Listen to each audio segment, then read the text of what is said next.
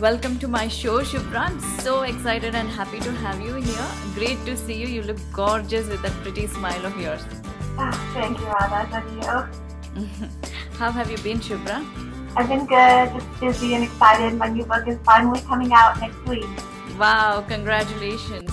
Your first book, Entice with Spice, was quite a big hit, and it got you a lot of attention and popularity. And then you went ahead and wrote a second book, but this time around it's all vegetarian. So tell me why the shift, Shubhra? Well, I've always had a preference for vegetarian cuisine. I grew up on a predominantly vegetarian diet, and I just think it's amazing because it's so fun and quick and easy to cook and very healthy. My mom, she likes to garden, so it was just amazing that she could go in her backyard and pluck okra or eggplant and just bring it inside and make a delicious dish. So I thought, I want to do the same thing. And plus I have a young daughter and I wanted to instill healthy eating habits in her. So that was also another motivation. That is nice. And I do get some messages from people because I write about you on Facebook. So people were asking me what language you speak at home. This is not my question, it's theirs. Well, predominantly, I speak English at home. My daughter's learning Spanish. And my in-laws originally are from Andhra, so they are Telugu speaking. And my parents are originally from Punjab, so Punjabi speaking. Okay. So and then Hindi, of course, also. I know Hindi. Yes, lovely, wonderful. And tell me, how was your experience writing your second book? Because I know from my interaction with you that writing your first book was very daunting. It took a lot of your time. You really went nuts, and yeah, it was quite something to sit down and listen to you about how it was.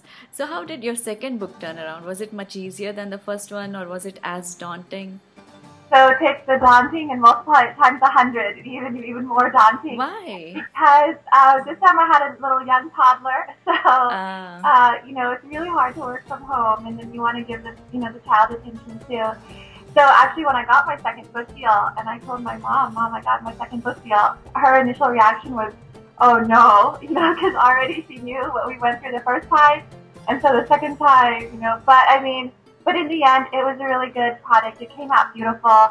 And I also wanted to do it because a lot of people, they want to start eating more healthy food and incorporating more vegetarian food, but they'll shop their farmers markets, support their local farmers, but they may not know how to cook, or use just fresh fruits and vegetables. And that Indian cuisine is the natural cuisine to go to for vegetarian food because we have such wonderful spices. And it's not just bland, steaming vegetables and eating them.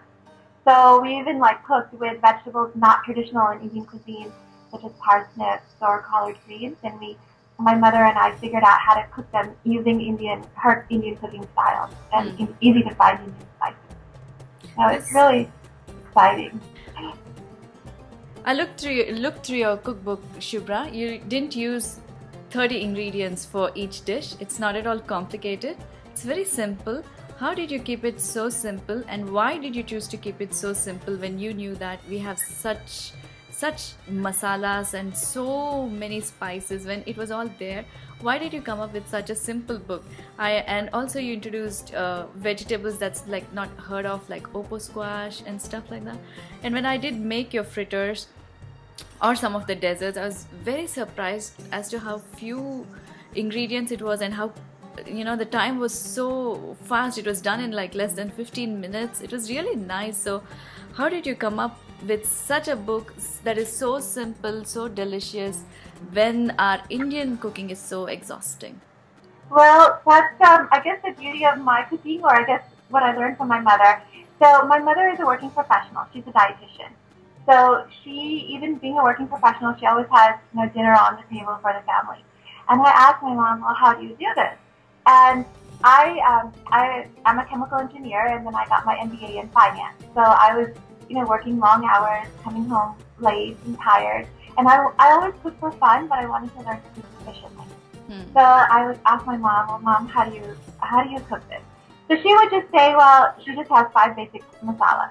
Salt and black pepper, almost everyone has, and cumin seeds, cayenne, and turmeric.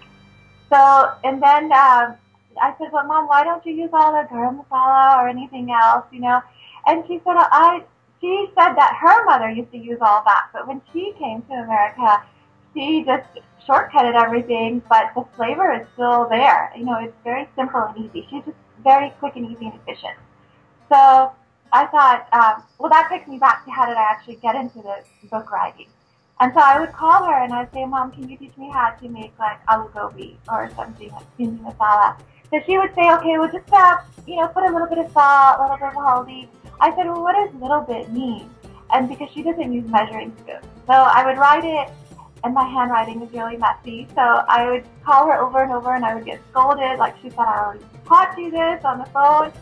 I said, Mom, I don't know. And there wasn't any Indian cookbook written from the perspective of somebody, you know, that's raised here. We know what's available in our grocery stores. We know how busy our lives are.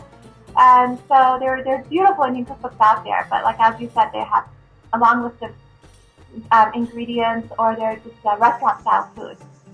So I thought, okay, you know, I'm just going to learn from my mother. And so I bought her a pair of measuring spoons, and I said, Mom, teach me exactly what measurements. So she would not even use a measuring spoon. She would still like use her hand, and we had to find which measuring spoon it fit in. You know, it's like the pinch of whatever spice she used. And then I did that same thing with my mother-in-law, because my mother-in-law is from Andhra, and my mom is from Punjab, so their cooking styles are different. But I wanted to incorporate everything. And so that's my mother-in-law. She does use a little bit more ingredients, like the garam masala. She takes a little bit more time to have a little bit more elegant, you know, elaborate dishes. But they're all wonderfully delicious. And you asked about the obo squash. So obo squash is really getting popular now in our farmers markets. And you know, people in India, they might call it kia or lauki or dudi. And my mom grows that, and that takes over the entire garden. You know, I don't know if you're.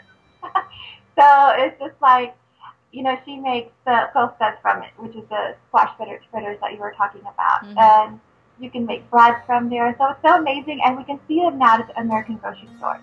And I say American, but my book is available worldwide, and you know, of course, that squash is also available worldwide. Yeah. Yes. So simplicity. Something that anybody can do, like say my son, like he's 12 years old, but when I told him I want to make something from the dessert section, he could assemble it in less than 15 minutes and actually get done, and that was very nice. And I was a little hesitant about how the flavors would turn out, because I'm from Andhra, and you know how complicated Andhra cooking can be, and then I just tasted it, and I just loved the burst of flavor. It was there, it was simple, and just very nice. I loved making a few dishes from your book, and I'm going to write about it and share it with our readers. So it was lovely talking to you, Shubhra, and your source of inspiration, your mom, your daughter, your mother-in-law. I think I can see a bit of everybody in here. I saw your family pictures in this. And how many recipes did you say? I saw more than 80. How many? Yes, it has more than 80 recipes, all the way from the basics like reta to, of course, my favorite section. I think yours also, desserts, all the breads. And one of the popular recipes is quinoa, because I do all the grains. Quinoa, yes. Yeah, quinoa is really a popular grain because, especially for vegetarians, you know, it's the superfood. It has all the protein in it. Yeah, I saw that quinoa is all the rage now, and I'm glad to see quinoa dishes in this. Lots of beans, lots of healthy stuff, and the tofu, one popular question. Sorry, lots of tofu also. Yes, and the one thing people are worried about is protein. Whenever it's a vegetarian or vegan diet, people are worried about protein, and I think there's plenty of proteins in the form of beans, legumes, and quinoa and stuff like that. So tofu, yeah, very nice. Once again, very happy to meet you. Congrats on such a beautiful second cookbook, and people can buy it next week. Where can they buy it, Shubhra? They can get it all over the world at Amazon, your local bookstore. So I think in India they own bookshops in India and also online in India. Lovely. Congrats once again. Thank you, Shubhra. Have fun. Thank you.